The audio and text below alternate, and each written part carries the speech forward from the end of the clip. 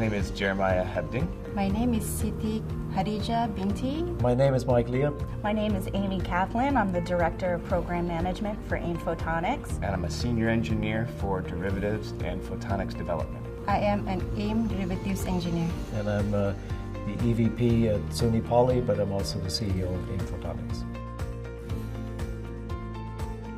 What is great about AIM Photonics is that it's a collaboration of the brightest that allows people to do information sharing and drives the silicon photonics to pave ways to volume manufacturing. So what we're building with AIM Photonics is we're building the chips that run on photons or light rather than electrons or electricity.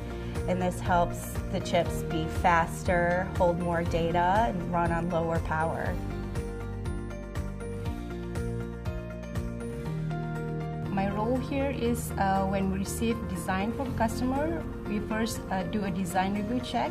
After that, we support the manufacturing of the wafer. So the wafers are raw substrates, and you build multiple, 65 to hundreds of devices at one time. Once that large wafer is complete, it will be shipped to a packaging facility, and then that will be further processed and then cut into smaller chips. And then those individual chips will be put into computers or cell phones or other electronic devices that would be using those. The most near-term application for photonics has to do with data centers. Server needs for companies such as Amazon, Google, Facebook. They have huge server farms that take up tons of physical land, tons of energy. So what our Datacom program is seeking to do is to create these chips so that we can reduce this footprint in America and the world. What we can build is sensor elements that are based on LiDAR, so the light equivalent of radar, that have much better accuracy in terms of distance determination, as well as through the Doppler effect, they can tell which way something is coming. Is it coming at you? At what speed is it coming at you?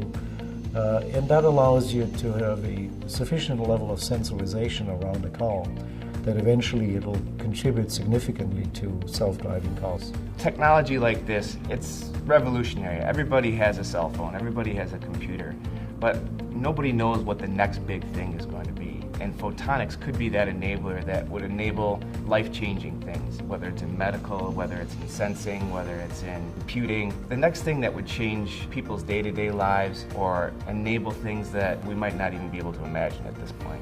What I love about my job is it's a new technology that is not in the market yet. So lots of the work that I'm involved is supporting the research. And then I see that as a future also, because like for America to become again a technology leader, this is the next it. But it is really great to see all of this activity happening across the United States. We get the best and the brightest from our country contributing to this program. And when I made my transition here to SUNY Poly and working in the AIM Photonics Institute, I was able to really work with a vast array of different people, not necessarily focused on a boardroom's bottom line, but more on the innovation and the development of new technologies. For me, it's really self-satisfying job. I mean, I don't have to have my boss to pat on the back because the work itself gives me the satisfaction. AIM Photonics it's a great opportunity to stand up a once-in-a-lifetime institute. I'm proud to be able to be a part of it.